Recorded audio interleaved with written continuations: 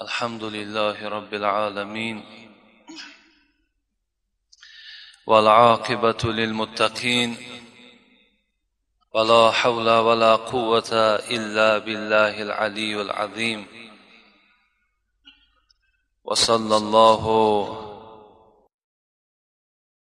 على سيدنا محمد صلى الله عليه وسلم الطيبين الطاهرين وعلى آله وأصحابه أجمعين. السلام عليكم ورحمة الله وبركاته.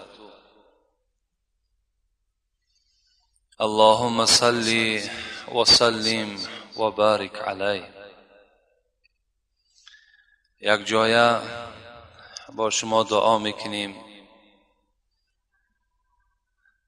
اللهم إنا نسألك عيشة نقية وميتة سوية ومردا غير مخزئ ولا فاضح. پروردگارا، از ما باز یک جمعه دیگر سپری شد گذشت.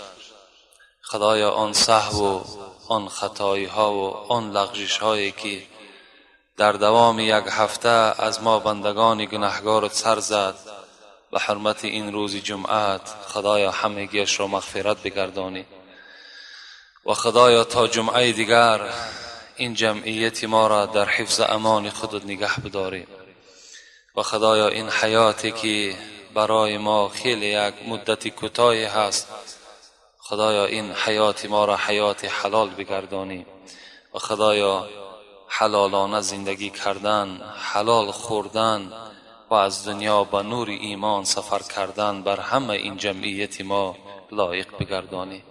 خدایا گذشتگانی که از ما گذشتند و امروز از ما امید دعا و فاتحه دارند، خدایا روحانیتشون شاد و قبرهاشون خدایا پر نور بگردانی و فرزند طلب‌هایی که باشد خدایا فرزندهای سالم و صالح نصیب و روزیشان بگردانی. بیماری ها باشد خدایا شفای کامل، شفای عاجل نصیب و روزیشان بسازید. فرزندهایی که از این کولاب ما بیرون از خاندان هستند خدایا سفرهای با برار و بی خطر نصیبشان بگردانی. ربنا تقبل منا انك انت السميع العليم وتب علينا انك انت التواب الرحيم برحمتك يا ارحم الراحمين. جمعه پیشین در باب دنیا و مظلمت دنیا صحبت ها داشتیم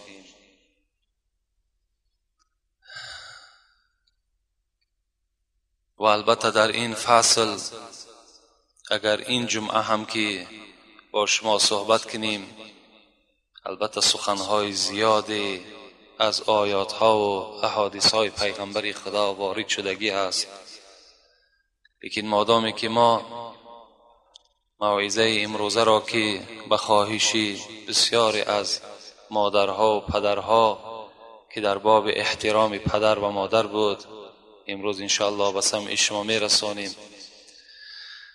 هارون الرشید رضی الله عنه که یکی از امیران دوره عباسیان است،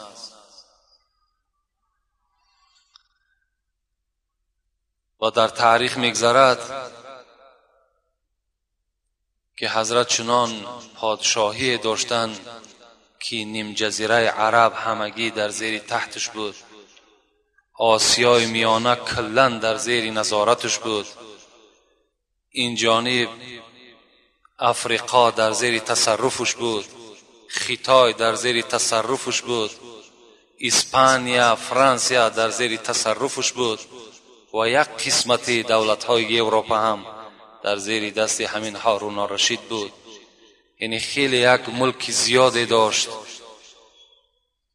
وقتی همین حضرت حتی میگد در اولهای در تخت بودنش به سوی ابر نگاه میکرد و میگفت ای ابر، اگر بارش خودت را در همین مکانی که من هستم میریزی یا در دیگر مکان میریزی.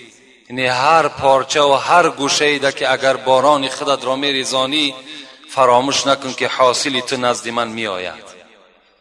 یعنی حضرت مقصد از این سخنشان این بود که اکثر از 2 حصه دنیا در دست من است. در کجایی که بارش خودت میریزی حاصل باران تو نزد من میآید. اینقدر ملکهای زیاد در زیر همین تصرف هارون الرشید بود. وقتی همین حضرت بیمار می شود، بیماری مرگ، بیماری هست که دیگر نه دولت اسرائیل و نه یگان پروفسورها و هیچ کس دیگر بر این درمان شده نمیتواند. وقتی بیمار شد و خادمان خود که در اطرافش رشید و حسین و دیگر خدمتگارهایی که داشت میگه جمع شدند و حضرت هارون الرشید گفت از شما خواهش دارم، گفت در همین حال حیاتم گفت قبر مرا بکنید. حضرت میگه قبر کنده شد، خبر دادن هارون الرشید، قبر تیار شد. گفت مادامی که من بیمار هستم و قدم زدن نمیتونم مرا نزد قبر حاضر کنید. خدمتگارها میگه برداشتن حضرت هارون الرشید نزد میگه شفیر قبر، نزد همان لب قبر آورده گذاشتن. حضرت میگه با یک چشمهایی که از دنیا کنده شده و با یک چشمهای ناامید خود، مایوسانه خود میگه به سوی همان لحد نگاه کرد و میگه آبهای چشمش ریخت. پادشاه بود و میگه به سوی خدایی که یک کو یگانه هست دست خودش میگه برداشت همین هارون الرشید و گفت یا من لا یزال ملکه ارحم الی من ذال ملکه. ای پروردگار، گفت ای خدایی که پادشاهی تو را کسی گرفته نمیتواند، ای خدایی که گفت دولتی تو شکسته نمی شود و مال تو از دست تو بیرون نمی شود، ای ذات گفت رحم کن بر شخصی که پادشاهی او از دست او می رود، رحم کن بر شخصی که مال او شکسته می شود. حضرت اشاره به سوی خودش کردن. البته دنیا، مرگ قامت پادشاه ها را هم میشکند، قامت فقیرها را هم میشکند، قامت منصبدار را هم میشکند، قامت پولدار را هم میشکند.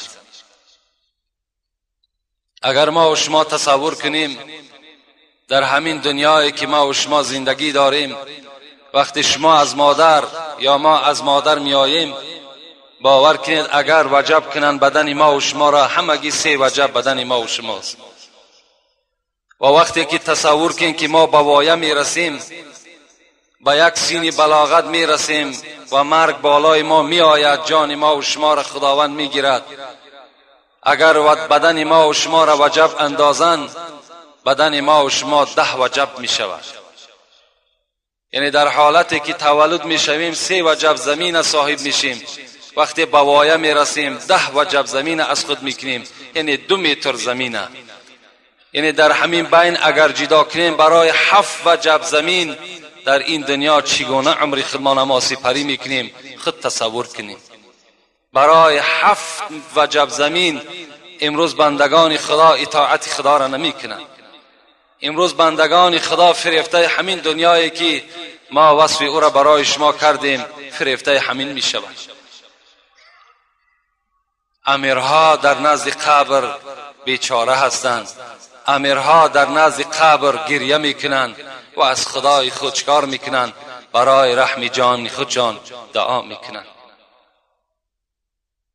جهان ای برادر نماند به کس، دل اندر جهان آفرین بند و بس.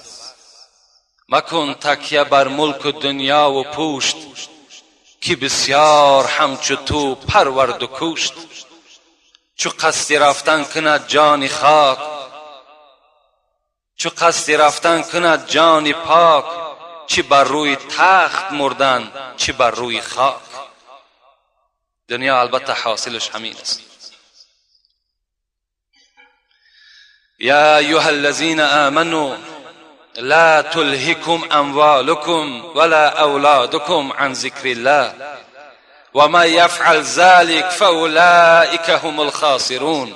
خداوند در سوره منافقون بر ما و شما خبر میدهد ای کسانی که دعوای ایمان دارید، ای کسانی که شما مرد مسلمان و یا زن مؤمنه هستید، شما را مال شما، فرزندهای شما از یاد خدا غافل نسازد و هر کسی را که دنیای او، مال او، فرزند او مانع عبادت او شد فاولئک هم الخاسرون. خداوند خبر اینه به ما و شما داد، آنها از جمله کسانی هستند که زیان در جان خود کردند. اینا از طایفه کسانی هستند که جبر دیده و زیان خدا را میکشیدگی در روز قیامت هستند. این که میخستی و میخفتی، زن و فرزند و مال میگفتی. صوفی علیار میگوید این که میخستی و میخفتی، زن و فرزند و مال میگفتی، بی وفا بوده است مال و جفت، نزد مولای خود چی خواهی گفت. اینا بی وفا بوده ینکو. وقتی تو را در قبر میگذارند کدام فرزند تو در پهلوی توست؟ وقتی تو را در قبر میگذارند کدام دلاری تو یا سامانی تو یا ماشینی تو یا قلعه و قبله تو در پهلوی توست؟ هیچ کدام اینا در پهلوی شما نیست. اون داخل قبر مکانی هست که فقط عمل صالح شما، فقط عبادت های نیک شما در نزد خدا پسند می آید و شما از عذاب قبر چکار میکنین؟ نجات می یابین.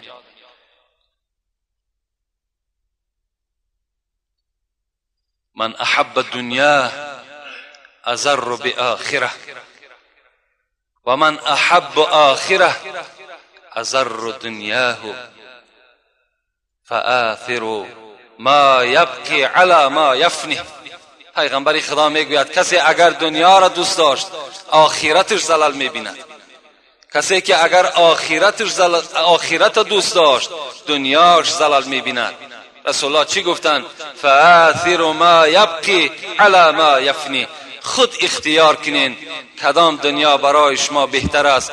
آن دنیایی که پاینده است اون بهتر است و این دنیایی که فنا شونده است این برای شما بهتر است. کدامش برای شما بهتر است؟ همونش برای خود چکار کنین؟ انتخاب کنین. خوش به حال اون برادرانی که از این مکر دنیا و از این زینت دنیا در فریفته نمی شوند، بلکه اساسی بنده خدا می شوند و در همین دنیا چکار میکنن؟ خدای خودشانه عبادت میکنن. هیچگاه فریفته این دنیا و مال این دنیا نمی شوند.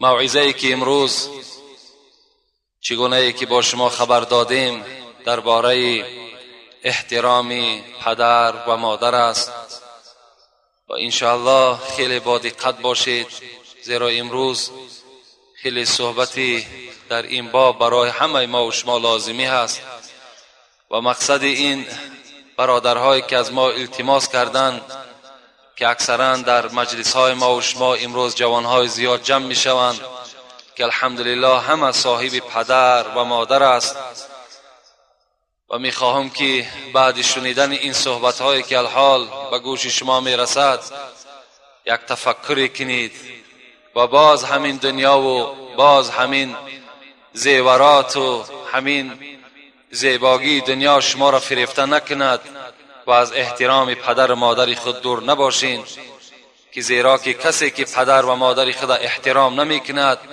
انشاءالله جزای او چه هست الحال گوش می اندازیم. اعوذ بالله من الشیطان الرجیم. بسم الله الرحمن الرحیم. وقضى ربك ألا تعبدوا إلا إياه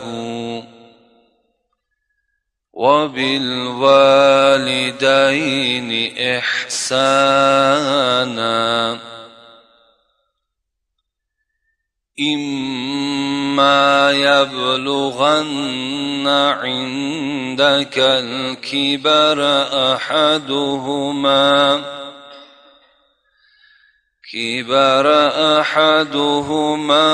أو كلاهما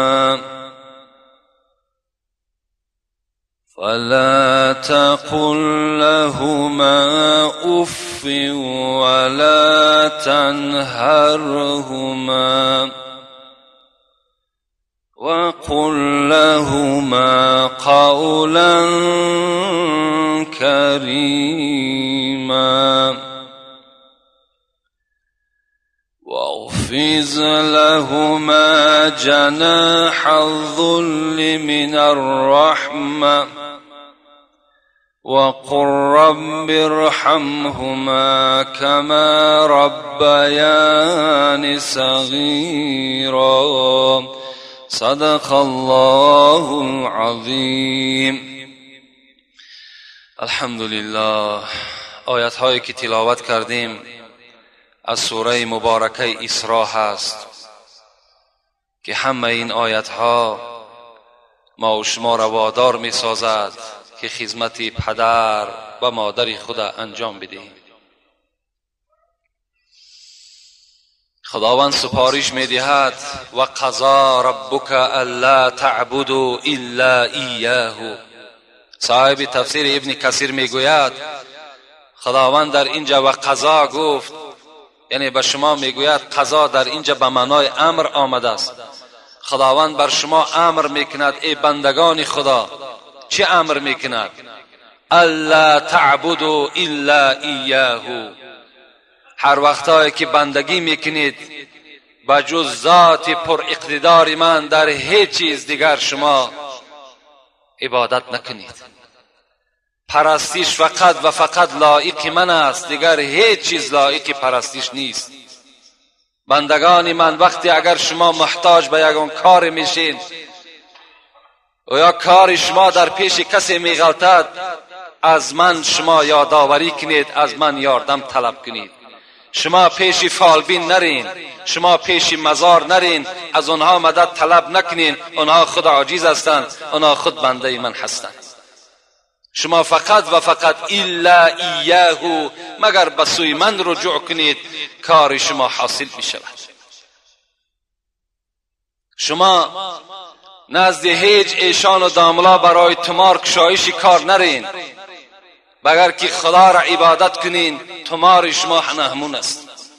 اگر شما حلقه ها و گردن های شما، بنده های دست شما، حتی از پیغمبر شما اگر تمار بگیرین لیکن عبادت خدا را نکنین، تمار برای شما فایده نمیده.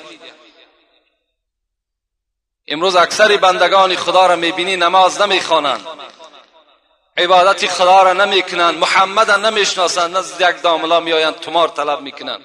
تمار برای چی؟ برای کشایش کار. کشایش کار خدا خودش میده.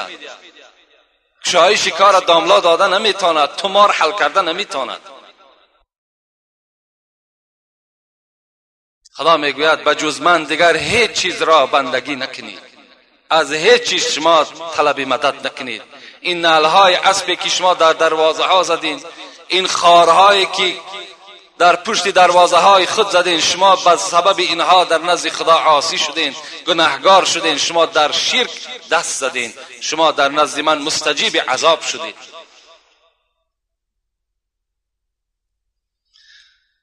الا ایاه و بالوالدین احسانا. خدا در دوام این به ما چی سپارش داد؟ به ما و شما سپارش داد بعد آنی که مرا شناختید و یگانگی من در اعتقاد کردید و بر قدرت من شما قائل شدید، و پدر و مادر خود نیکویی کنید. و بالوالدین احسانا اما یبلغن عندك الكبر احدهما او كلاهما.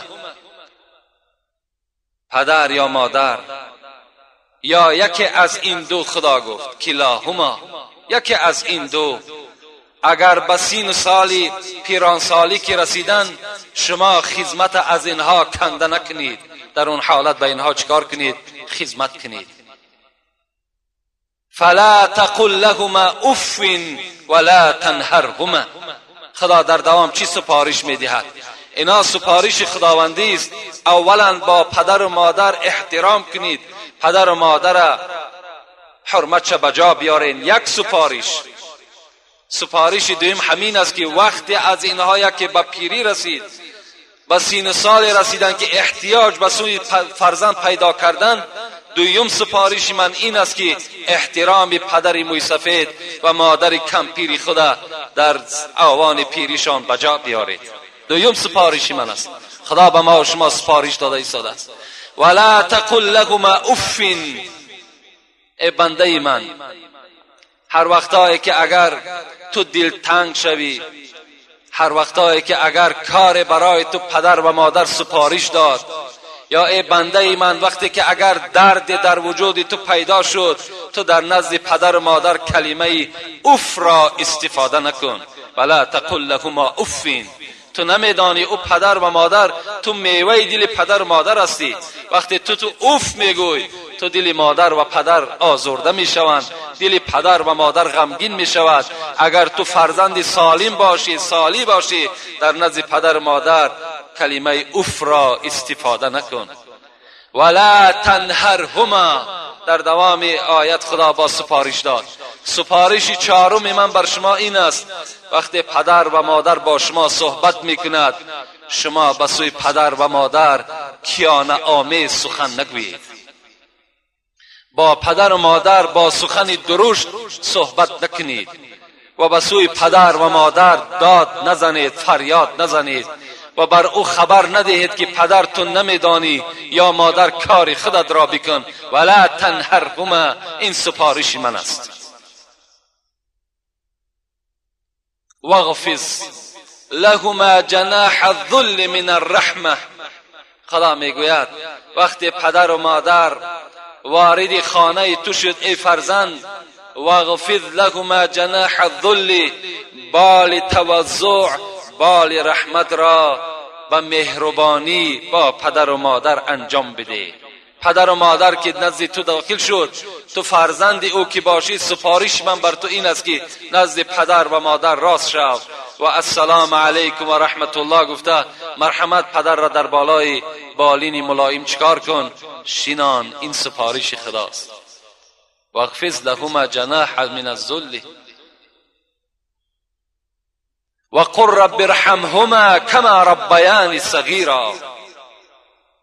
من سپارش دیگری من بر شما این است. خدا میگوید چه هست سپارش دیگر؟ سپارش این است که وقتی که ای فرزند انسان نماز میخوانی، دعا میکنی، پدر و مادر را در دعا کردن فراموش نکن. وقتی اگر پیرانسال باشد بگو خدایا پدری مرا مادری مرا از دنیا به نور ایمان ببر. اگر بیمار باشند بگو پروردگارا درد این پدر و مادری مرا سبک بگردان و خدایا درد این به سر من بیار. پدر و مادری مرا دردمند نساز. خدایا پدر و مادری مرا مغفرت کن. خدایا تنی صحتشان نصیب بگردان. خدا سپارش میدهد و قل رب ارحمهما کما ربیانی صغیرا. لکن در دوام خدا چی گفت؟ گفت ای فرزند، گفت تو به این نناز و به این فخر نکن که من دعاگوی پدر و مادر هستم. به این نناز، زیرا کما ربیانی صغیرا، زیرا تو خوردی اختیاد کن که این پدر و مادر در حق تو دعا کرده بودن، تو عوض همون داده ایستاده ای. این معنای او را ندارد که من فخر کنم که امروز من دعاگوی پدر و مادر شدم. خدا میگه زیرا که اینها تربیت کننده تو بودن، در زمانی که تو قدرت نداشتی که یک پشه را از روی خود دور کنی، این پدر و مادر بود که پشه ها را از روی تو دور میکرد، آسیب و ضرر را از روی تو دور میکرد. اینا چه هستند؟ اینا سپارش خداوند بر همه ما و شما هستند. خوش به حال همون فرزندی که این سپارش های خداوندی را انجام میدهد و به گفته این قرآن عمل میکند، خوش به حالش که اگر همین دنیایی که ما به شما گفته بودیم فریفتش نمیکند و کاری میکند که خودش محبوب خدا و محبوب در بین مردم میگرداند. یک مردی آمد میگد، یک حدیث یادم آمد، جاء رجل الى رسول الله صلی الله علیه و سلم فقال یا رسول الله دلنی على عمل اذا عملته. پیغمبر خدا، یک مردی آمد، مرا بر یک عمل دلالت بکن، بر یک کار بر گردن من وظیفه بگذار تا که اگر همون عمل را من انجام دهم احبنی الله و احبنی الناس، تا که خدا مرا دوست بدارد، مردم مرا دوست بدارد. رسول اکرم چی گفتند؟ گفتند ازهد فی الدنیا یحبک الله و اذهد فی ما عند الناس یحبک الناس. فرزند من گفتند اگر تو بخواهی عملی را انجام دهی که به سبب انجام او خدا تو را دوست بدارد، مردم تو را دوست بدارد، این است که دنیا را بد ببین، خدا تو را دوست می‌دارد.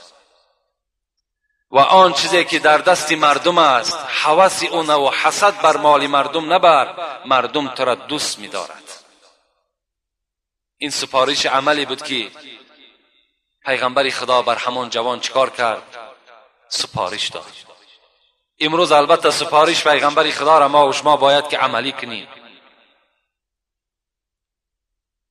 بر الوالدین افضل من الصلاة والصوم والحج والعمره والجهاد فی سبیل الله. پیغمبر خدا را حدیثش میگوید خدمت کردنی در حق پدر و در حق مادر چی مکافات دارد؟ رسول الله گفتند خدمت کردنی در حق پدر و مادر این بهتر است از ثواب نماز. نماز اینقدر ثوابی بی نهایت ثواب دارد که دیگر عدد او را ما و شما حساب کردن نمیتونیم. از ثواب نماز دیده احترام پدر و مادر چی هست؟ بالا هست. و صوم، یک ماه ما و شما روزه می‌داریم، زحمت ها دارد، مشقت ها دارد، لکن از ثواب همون ماه رمضانی که خداوند خود گفته است که من مکافات روزدارها را من خود داده میتونم، کسی مکافات اینها را داده نمیتواند، از حساب زیاد بودن ثواب، از ثواب همین روزه دیده خدمت پدر و مادر رسول اکرم بالا دانستند. گفتن این خدمتش چی است؟ این ثوابش بالاتر است. والحج والعمره، پیغمبر خدا گفت از ثواب نمازم زیاد است، از ثواب روزه هم زیاد است. و ببین شما چندین هزار دلار برای ادا کردن حج چکار میکنین؟ صرف میکنین. بازم این قدر مبلغی ما و شما رفتن، چقدر مشقت ها در اون موضع های مبارک ما و شما میکشیم. رسول الله گفتند خدمت پدر و مادر از ثواب حج دیده بالا هست. والعمره، حج عمره هم حج سنتی است، حج سنت است. در تمام سال انسان میتواند که حج عمره را به جا بیارد. حج عمره از حج فرضی با خیلی فرقیت ها دارد، یعنی خیلی سبک است، احکامش خیلی کردن حج عمره برای ما خیلی سبک است، زیرا یک طواف دارد و یک سعی بین صفا و مروه دارد و خلاص.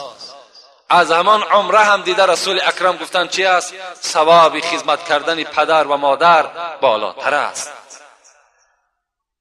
والجهاد فی سبیل الله، بین رسول الله گفتند از ثواب روزه، از ثواب نماز، از ثواب حج، از ثواب عمره و دیگر از ثواب جهادی که انسان در راه خدا برای حمایه وطنش، برای حمایه پیغمبرش، برای حمایه قرآنش در راه خدا با دشمنهای خدا می جنگد.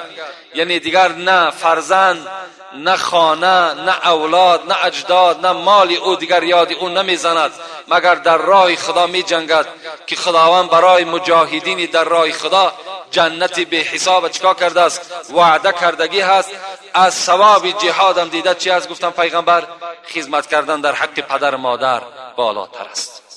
خوش به حال همون جوان، خوش به حال همون مردی که پدر و مادر از او راضی هست و در حق او چکار میکنن؟ دعا میکنن. باور کنین از این ده خرسند آور دیگر نیست. وقتی که پدر یا مادر چکار میکند؟ دست میبردارد. آیا در هیچ تهمت ها و بهتان ها همین فرزندی مرا گرفتار نکن، ایمانی به سلامتش نصیب بگردان، از زبان کدام پدر در حق فرزندی که این دعا اگر نازل شد، خوش به حال همون فرزند. از اونی که وقتی که پدر یا مادر شکایتی از فرزند میکرد که فرزند گپی من گوش نمیکند، فرزند به سوی من داد میزند، فریاد میزند، حکمهای من در خانه جاری نیست مگر که همین فرزند است و همون زنی فرزند میداند همون خلاص، دیگر ما در خانه محروم هستیم. وای بر حال اون فرزند، وای بر حال اون فرزند.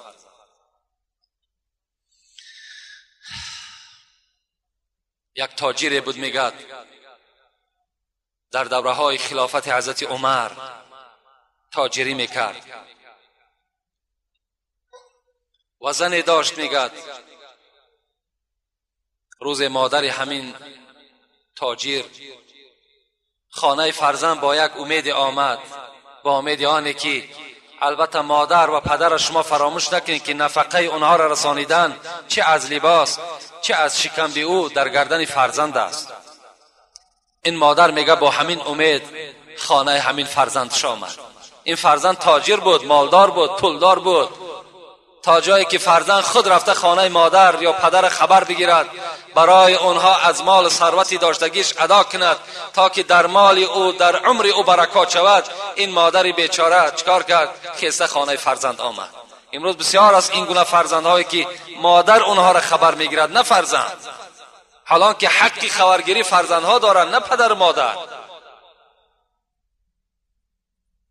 آمد میگد در خانه داخل شد، گفت فرزند گفت گرسنه ماندم، چیزی در خانه نیست، نزد شما آمدم، ما مادر تو بودیم، تو را به دنیا آوردیم و تو را تربیه کردیم، از نعمتهای خدا تو را محروم نساختیم، همه حالت از حال تو من خبرگیر بودم، تو از اینها درکدار هستی، اگر چیزی باشد برای نفقه بر من نصیب بگردان.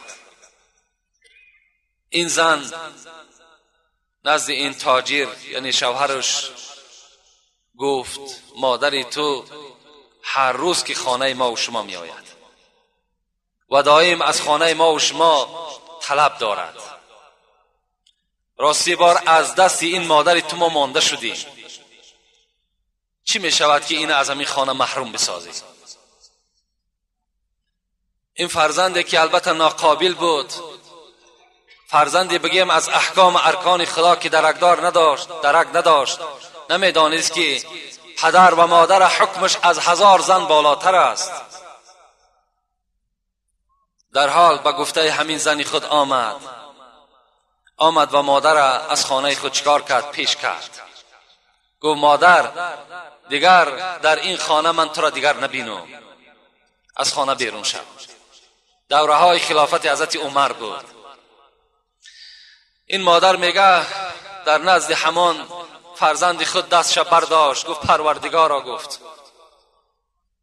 من میدانم که تو صدای مادر و پدر میشنوی، من دعا میکنم که خدای همین فرزند مرا در یگان مصیبت و مشکلات گرفتار کن. و از خانه میگد با چشمهای گریان و با یک دست خالی میگد به سوی خانهش روانه شد. دیری نگذشته این تاجر میگد مادامی که تجارت داشت از خانه بیرون شد و به تجارت رفت. در اثنای راه میگد چی سبب شد که رفیقانش میگه از این تاجر جدا شدن. اونها پیشا پیش رفتن و این تاجر در اثنای راه باقی ماند. و ناگاه میگه یک گروه میگه از راهزنهای همون زمانه میگه نزد این تاجر حاضر شدند و آن چیزی که در بدنش داشت همه پیسه و مال و ملکی او را گرفتند. بعضا میگه گفتن چیکار کردند؟ دستهای این تاجر میگه قطع کردند و در پیشش میگه گذاشتن و همه میگه هر طرف رهسپار شدند. این غضب خدا بود، این دعای مادر بود. این فرزند میگه دستهای خدا میگه در یک لطه میگه پیچاند و با یک حال زار گریان میگه به همان ملک میگه داخل شد. وقتی که به مادر میگه این سخن رسید و این صدا رسید، مادر که یک کان رحم است، البته به فرزند همون ناخوب و ناقابل شا میسوزد. وقتی شنید که فرزندش در این احوال گرفتار است، میگه خیلی نزد فرزند آمد تا جای فرزند از او بخشش طلب کند. بخشش میطلبید که فرزند من همان روز من از تو نارضا شدم، شاید که همان زمان دعای من در نزد خدا اجابت خدا دریافت کرد و تو بر همین بلا مبتلا شدی، خاک بر سر مادری تو گفته. باز خودش این مادر دعا میکرد و این تاجر باشد میگفت که من حس کردم. مادر گفت اون زمانی که تو از خانه بیرون شدی دلی خودم خیلی و خیلی غمگین شد و فکر کردم که به سر من یگان بلای البته آمدنی هست. انا حاصلش گفت الحال دیده ایستاده. این مادر چیکار کرد؟ میگه شبی دراز میگه این فرزند داد میگفت، اوف میگفت. طبیب ها حاضر کردند و دعا میکرد که خدایا همین فرزندی مرا سالم بگردان، همین فرزندی مرا سلامت بگردان. البته آن چیزی را که خدای ما و شما بخواهد او چی می شود؟ او اجرا می شود. رسول اکرم میگوید ثلاث دعوات مستجابتون، سه دعای هست که دعای اینها رد نشونده هستند. دعای اینها را خدا میشنود، نزد دعای اینها هیچ پرده ای نیست، دعای اینها قبول می شود. یکی دعای چی است؟ دعوت المسافر و دعوت المظلوم و دعوت الوالد للولد. رسول الله گفتن یکمش دعای مسافر است. کسی مسافر باشد در خاندان ما و شما اگر مهمان شود، دعای را حتمی شما چیکار کنین؟ دعای را بگیرین که رسول اکرم گفتن دعای مسافر قبول است. دویم دعای مظلوم، کسی که بیچاره است، کسی که نارسایی ها دارد، کسی که خار است، کسی فقیر است، خیلی مشکلات قطعی زندگی دارد و این مظلوم است. دعای او را ما و شما هم چیکار کنیم؟ دریاب کنیم، دعای او را بگیریم. انشاءالله در نزد خدا ما و شما چی میشیم؟ به دعای اون کس سربلند میگردیم. و سوم دعایی که پیغمبر گفتن قبول است، این دعای پدر و مادر در نزد خدا است. حتی پیغمبر گفتن لا شک فیهن، هیچ شک در قبول این سه دعا در نزد خدا نیست. مادر دعا کردن، میگه این فرزند چیکار کرد؟ به اصل پیشینه خود بدل گشت. لکن یک عبرت برای ما و شما از این قصه ها باید که حاصل شود که وقتی که ما و شما رنجش مادر میتیم یا رنجش پدر میدهیم، فراموش نکنین رسول الله به شما میگوید، رسول الله این کسی هست که سخنش حق است. این یگان گپی بیهوده نیست که بگیم که ناطقری گفتند یا اینکه گپی اون نمیشیدگی هست. نه، این کسی هست که از نزد مکان به ما و شما سخن آوردن که خدا خود گفت که محمد چیزی از پیش خود نمیگوید، هر چی میگوید سخن ما را میگوید. بر آباءکم تبرکم ابناءکم. پیغمبر خدا گفت اگر شما بخواهید ای مردم که از فرزندهای خود شما احترام بینین، از فرزندهای خود شما حرمت بینین و فرزندهای شما را نوازش کنند، بر آباءکم، اول شما پدر مادر خودتان احترام کنین. پدر مادر احترام کردین، شما چیکار میکنین؟ در احترام فرزندهای خود دوچار بشوید. هر کسی که اگر در دنیا از دست فرزندهای خود و از دست دخترهای خود آزار میبینند، باور کن در این سخن باید شک نباشد اینها در پدر مادر شاید که خدمت نکرده باشند، شاید که در پدر مادر خدمت نکرده باشند که امروز فرزندهای اونها چیکار میکنند؟ اونها را لطقین میکنند. زیرا بین قصه میکند یک مرد میگد آمدم میگد نگاه کردم در یک کوچه که یک موی سفید را یک مرد لطقین میکرد، میزد موی سفید میگه در زمین بود.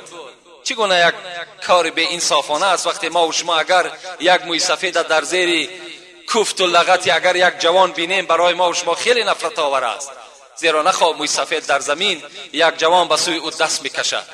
این جوان میگه نگاه کردم راستی بار خیلی غضبناک شدم و نزد اون موی سفید رفتم، میگه و اون جوان تله کردم، گفتم این چی کاری به انصافی است؟ تو از خدا نمیترسی؟ این موی سفید کی هست که تو اینقدر عذاب و مشقتش میدهی؟ موی سفید میگه از زیر زمین به پشت زده بود، به سوی من میگه اشاره کرد، گفت ای دادرگو خوش به حال تو، گفت خدا ترا رحمت و مغفرت کند، لکن این گفت از بالای من کنده نکن، بگذار مرا لطقین کند. گفتم چرا؟ گفت زیرا همین مکانی که الحال این بچه بر من لطکوب میکند، این بچه بیگانه نیست، این بچه من است. در همین مکان من پدر خودم همچنان زده بودم، پدر خودم من همین خیل معامله در همین مکان کرده بودم، امروز حاصل او را از فرزند خود دیده است.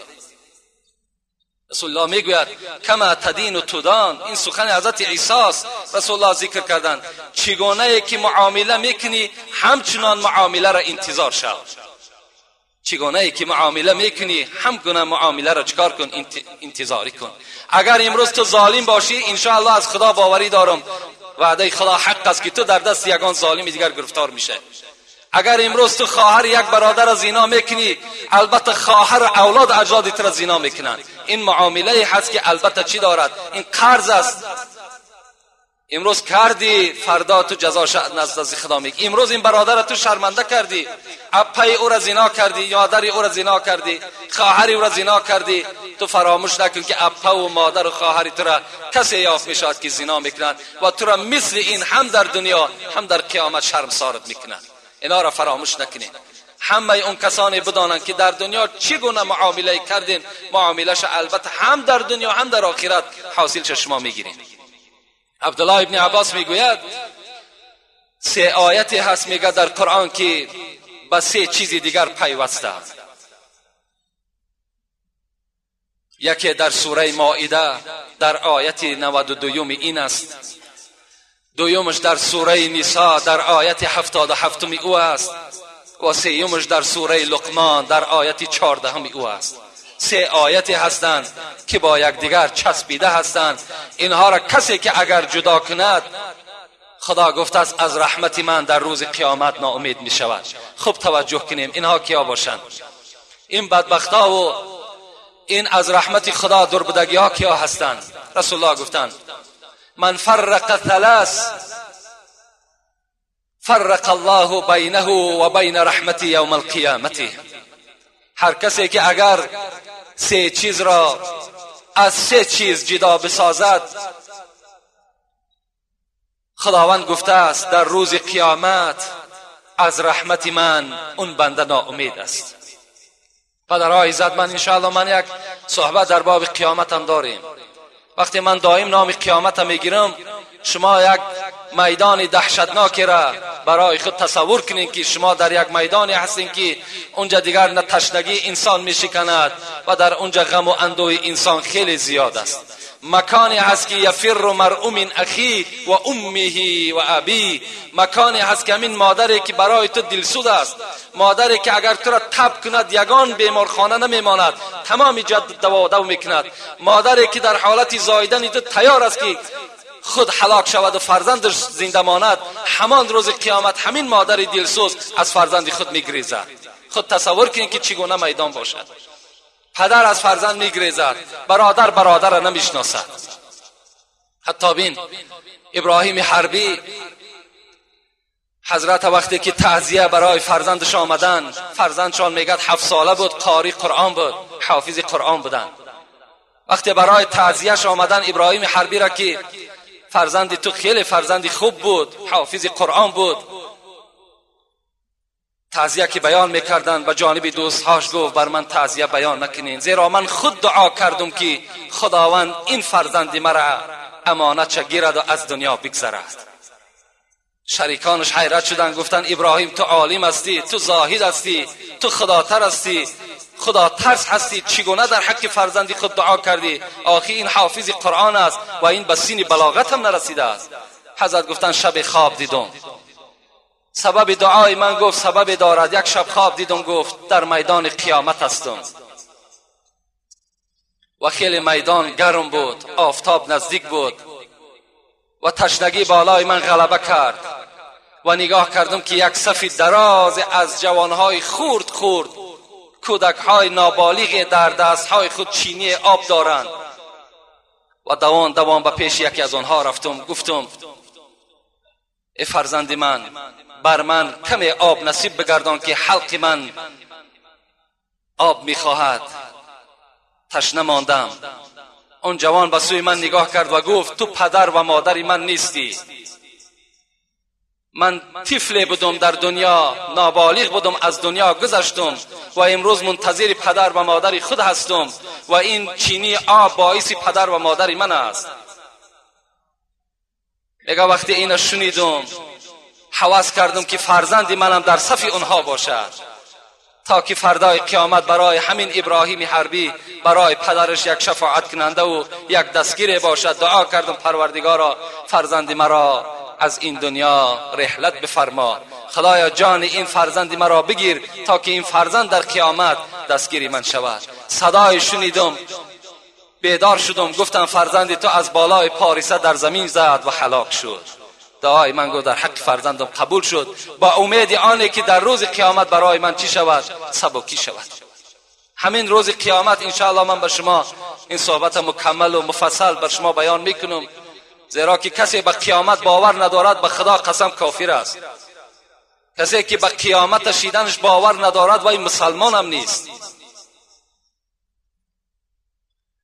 رسول الله گفتن کسی که سه چیز را از سه چیز جدا میکند روز قیامت، همین روز دهشت، از رحمت خدا ناامید است، رحمت خدا بالای اون بنده نمیریزد. یکم که هست اطیع الله ولا اطیع الرسول، من قال اطیع الله ولا اطیع الرسول والله یقول اطیع الله و اطیع الرسول. رسول الله گفتن یکم همان شخصی که میگوید من خدا را پرستش میکنم و پیغمبری خدا کار ندارم، برای من پیغمبری خدا لازم نیست، برای من فقط یک و یگانگی این خدا در کار. حالان که خدا در سوره مائده آیت 92 به ما و شما تذکر میدهد اطیع الله و اطیع الرسول، من اطاعت میکنی پیغمبری مرا اطاعت کن. در این حالت تو بنده مکمل هستی، بنده اساسی هستی. اینش همین است. کسانی که در دنیا فقط یگانگی خدا را باور دارند، با پیغمبر هیچ اعتماد ندارند، با پیغمبری خدا هیچ باورم ندارند، از پیغمبرم شفاعتم طلب ندارند، اینها کسانی هستند که از رحمت خدا در روز قیامت ناامید هستند. زیرا سپارش خداست اطیع الله و اطیع الرسول. دویم طایفه ای که از رحمت خدا در روز قیامت ناامید است، اینا کیا هستند؟ اقیموا الصلاة ولا اوتوا الزکات والله یقول اقیموا الصلاة و آتوا الزکات. رسول الله گفتند کسانی که در دنیا میگویند من نماز میخوانم لکن از مالی داشتگیم زکات نمیدهم، حالان که خدا در قرآن سوره نساء آیت 77 این به ما میگوید، سپارش میدهد اقیموا الصلاة و آتوا الزکات، نماز میخوانی از مالی داشتگی زکات بده. خوش به حال اون برادرانی که دولت دارند و از دولت داشتگیشان زکات جدا میکنند. باور کنین به خدا قسم آیت های بیشمار در فصل آن است که و حدیث های بیشمار هم در باب آن است که لا صلاة لمن لا زکات له. اگر کسی که در دنیا زکات ندارد، از مالش از $1000 داشته باشد، $25 به یک فقیر و مسکین و بیچاره، به یک طالب علم و به یک آدم دست نارس نمیدهد، نماز اون نماز نیست، نمازش در نزد خدا قبول نمی شود. والذین یکنزون الذهب والفضه لا ينفقونها فبشرهم بعذاب علیم. خدا در سوره توبه به ما و شما میگه آن کسانی که در دنیا مالهای خودشان مثل طلا باشد، نقره باشد، مثال بگین سامانی باشد یا دلار باشد، توپ کردن، مال اونها به زکات رسید، لا ينفقونها، لکن از اونها چیزی به مردم عطا نکردن، فبشرهم بعذاب علیم. پیغمبری خدا را گفت، پیغمبر خداوند سفارش داد، ای پیغمبر بر اونها خبر بده که اونها را یک عذاب دردناک منتظر است. مال تو درد سر تو می شود در صورتی که اگر تو در راه خدا مال خودت خیر احسان نکنی. البته باور کنین وعده خدا حق است. خدا بر شما میگوید کسی که در دنیا اگر مال خودش زکات میدهد مثل آن است که یک دانه در زمین افتی. در سوره بقره خدا خبر میدهد در زمین افتید، انبتت 7 سنابل فی کل سنبلة 100 حبه والله یضاعف لمن یشاء والله واسع علیم. بن خدا در سوره بقره میگوید کسی که اگر در راه خدا اگر خیر احسان میکند، زکات میدهد، صدقه میدهد، به منزله که یک دانه که در زمین میافتد 7 خوشه تولد میکند، در هر خوشه 100 دانه هست، خدای تو یکی تو را به 700 عوض میکند. پروردگار تو مهربان برای تو هست. در یک سومی که تو میدهی 700 سوم خدا در عوضش میدهد اگر تو از برای خدا در راه خدا خیر احسان کنی. سوره مؤمنون خدا 5 طایفه یا 6 طایفه را قد افلح المؤمنون گفت. به تحقیق نجات یافتن از عذاب خدا کیها؟ کسانی که دارای 6 خصلتند. یکی از آنها کی است؟ والذین هم للزکات فاعلون. خدا میگوید آن کسانی که در دنیا از مال داشتگی خودشان زکات میدادند. برادرای عزیز، شما فکر نکنین که این مال و اسباب و انجامی که شما در زیر تصرف خود دارین اینها از شما هست. از شما نیست. اینا مالی هست که خدا بر شما داده است. شما بنده خیلی خوبی خدا بودین که خدا بر شما مال زیادی داد، لکن سپارش هم داد که از این مال بر دیگر بندگان من چکار کن؟ زکات او را و خیر احسان او را جدا کن. در این صورت تو چی میشوی؟ در این صورت تو در نزد خدا نجات میابی. زر و نعمت اکنون بده کانی توست. زر و نعمت اکنون بده کانی توست که بعد از تو بیرون ز فرمان توست. سعدی میگوید ای جان من، امروز این زر نعمتی که داری اینا همش امروز خودجین تو هستی. کلیدهای اون خزینه ها در دست توست. امروز قدرت در بالای اونها تو داری. از این خاطر با سبب اینقدر قدرت و اینقدر خودجین بودن خودت چکار کن؟ در راه خدا زکات مال ادا کن. و الا بعد از سر تو بالای این مال تو زن تو، فرزندهای تو و دیگر کسها صاحب میشوند. تو حسرت میخوری، اینها راحت میکنند. در اصل همچنان است. افضل صدقه ان تصدق و انت صحیح شحیح تأمل العيش و تخشى الفقر ولا تمهل حتى اذا بلغت الحلقم قلت لفلان كذا ولفلان كذا الا وقد كان لفلان. پیغمبر خدا هم گفتند افضل ترین صدقه همون صدقه هست که مردک امروز بالای پای خود است. امروز دستی گرا دارد، پای روا دارد، بیرون از جاگه مرگ است. امروز اگر به دست خود داد این افضل ترین صدقه است.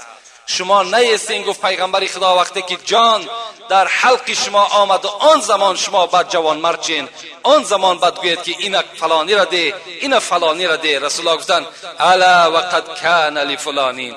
دیگر گفتن تو لازم نیست، زیرا که این مال تو حتمی از فلانی می شود. دیگر حاجت نیست به گفتن.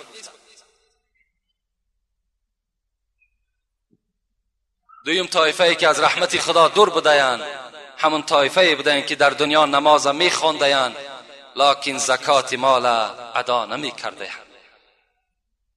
رسول الله حتی گفتند اقسم الله ان لا يدخل الجنه بخیل. بن رسول الله گفتند قسم به خدا، گفتند من قسم بر ذات همون یک و یگانه میخورم که البته به البته آدمی بخیل داخل جنت نمی شود. کسی که در دنیا بخیل باشد، کسی که از مال خودش نفقه نمیکند، حق زکات جدا نمیکند، این البته به البته رسول الله صلی الله علیه و داخل جنت نمیشود. خصلتان لا یجتمعان فی مؤمن، پیغمبر گفت دو خصلتی هست که در بنده اگر مؤمن و مسلمان باشد این دو خصلت جمع نمیشود. یکمش سوء الخلق و البخل، دویم گفتن یکمش بدفعلی و دویمش بخیلی. در کدام آدمی که بخیلی باشد، در کدام آدمی که فعلی بد داشته باشد، اینها مؤمن و مسلمان نیستن. گفتن پیغمبر اینها نشانه مؤمن و مسلمانی نیست. دویم طایفش همین بوده است، کسی بوده است که نماز میخوانده است لکن زکات مالش چکار نمیکرده است، ادا نمیکرده است. سیوم کی بوده است؟ سیوم من فرق بین شکر الله و شکر والدی والله یقول ان اشکر لی ولوالدیک، در سوره لقمان آیت 14. خدا میگوید سیمش همون کسانی هستند که فقط و فقط شکرانه مرا میکنند، دائم شکرانه خدا میگویند لکن شکرانه پدر و مادر نمیگویند، هیچگاه نمیگویند. حالا که میگد خدا میگد که من بر تو سپارش میدم ان اشکر لی ولی والدی، وقتی شکرانه مرا میکنی شکرانه پدر و مادرم البته بجا بیار. در این صورت چه هستی تو؟ در این صورت تو از رحمت من در روز قیامت ناامید نمیشوی. خوش به حال آن برادرانی که هم اطاعت خدا میکنن هم اطاعت پیغمبر. خوش به حال آن برادرانی که هم نماز میخوانند هم زکات میدهند. خوش به حال آن برادرانی که هم شکرانه خدا میکنند و هم شکرانه پدر و مادر خدا میکنند. زیرا اگرچند که خالق ما و شما خداوند باشد، لکن سبب به دنیا آوردن ما و شما این پدر و مادر ما و شما شده است. رغم انف من ادرک ابویه عند الكبر او کلاهما ثم لم يدخل الجنه. پیغمبر خدا باد هلاک باد. کی هلاک باد؟ آن کسی که در حال حیاتش پدر و مادر خودش میابد یا یکی از پدر و مادر خودش میابد، یعنی کلان سال میشود که مادرش دیراب میکند یا پدرش، بزمی همین که اگر داخل جنت نشود رسول اکرم گفت هلاک باد. زیرا الجنه تحت اقدام الامهات، زیرا که همین جنتی که ما و شما اینقدر زحمت میکشیم، اینقدر محنت ها میکنیم، در زیر قدم همین پدر و مادر ما و شما هست. اگر در دنیا اینا را احترام کردیم انشاءالله همون جنتی جاودانی را ما و شما نصیب میشیم. حسن بصری میگوید وقتی من طواف خانه کعبه میکردم نگاه کردم که یک جوان یک سبت کلان داشت و در داخلش پخته زیاد گذاشته بود و در داخل همان یک مادر یک کمپیر خیلی و خیلی خورد بیچاره همیت خراب در داخل همون سبت بود و در پشت همان فرزند طواف خانه کعبه میکرد. البته اسلام یک چیزی هست که مادر در همون حالتهای وزنینی هم خدمتش به جا میارین. باور کن اگر شما مجله های که میبراید همین مجله ها را اگر بخوانین شما بعد به قدر اسلام و بعد به قدر قرآن تان میرسین. در دولت های غرب، دولت هایی که مثال بگیم دین آیین ندارن مثل امریکا و مثل انگلیا و فرانسیا و اسپانیا و دیگروش، اینها وقتی که بچه که زندار شد مادر و پدر دیگر با اینا حق ندارد زندگی کردن، اونا را البته جدا میکنن. وقتی بیمار شد اونا چه عقیده دارن؟ بیمارخانه برای چی است؟ بیمارخانه نگاه میکنند، برده در بیمارخانه میگذارند و برای فرزند وقتی که مرد در بیمارخانه تلفن میکنند که مادرت یا پدرت از دنیا گذشت، او را میبرند در مارگ است با در کدام جایی که نباشد میگذارند تازه میکنند بر خانه همون کس میبرند. بعد اون فرزند چیکار میکرده است؟ اون میبرده است بعد حق همون کفن و حق همون گور و حق همون چوبی که در داخلش اینا میگرانند حق همون را میداده است. تمام این از خدمت مردم غرب. الحمدلله که اسلام بین، این قرآن ببین که امروز ای پدر ای مادرها امروز شما چیکار کردین؟ باعث احترام و حرمت فرزندها قرار دادین. شما شبان روزن اگر شکرانه خدا و شکرانه قرآن و محمد کنین البته به جا آورده نمیتونید. میگه در همون سبت مادر نشسته بود و به جانب حسن بصری میگه به جانب من گشت، گفت در سبد میبینی کی هست؟ گفتم کی هست؟ گفت مادرم هست. 7 سال شد که گفت این چونین عمل را من انجام میدهم. هر سال از ملک شام پیاده در همین سبد مادرم آمده مادرم طواف خانه کعبه میدهم. حسن بصری میگه به جانبش گشتم، گفتم ای جوان، اگر تو را خدا 70 سال عمر داده باشد و اگر 70 بار همین مادر از ملک شام به مکه مکرمه بیاری و طواف خانه کعبه ده اگر حضور حاضرش بگردانی، باور کن تو فقط خدمت یک شبه کردی و خلاص. یک شبه خدمت مادر کردی و خلاص. به این نناز گفت، زیرا خدمت مادر خیلی و خیلی در حق فرزند زیاد است. به قدر این نعمت کسانی میرسند که مادر ندارند، کسانی میرسند که پدر ندارند. در این حالت ما و شما به قدر مادر، به قدر پدر ما و شما میرسیم. حالی بالای سر ما و شماست، بالای سر ما و شما که هست، ما و شما اهمیت نمیتیم. وقتی از دنیا که سفر میکند در یک جای یک قصه مادر که میگذرد بعد آبای چشم ما و شما میرسد و ما و شما افسوس میخوریم که پروردگارا کاش که مادری مرا حیاتی دوباره دی تا که از این حدیثای که پیغمبر خدا برای ما خبر داده است خدمت پدر و مادر میکردیم تا که همراه پدر و مادر من داخل جنت میشدم. افسوس میکرد اون جوانها دیگر فایده ای نمیکند. لیکن اگر در دنیا خدمت کرده باشد جای افسوس نیست، خوش به حالش که دعای پدر و مادر را گرفته باشد. و آخر دعوانا ان الحمد لله رب العالمین. ان شاء الله این صحبت ما به هیچ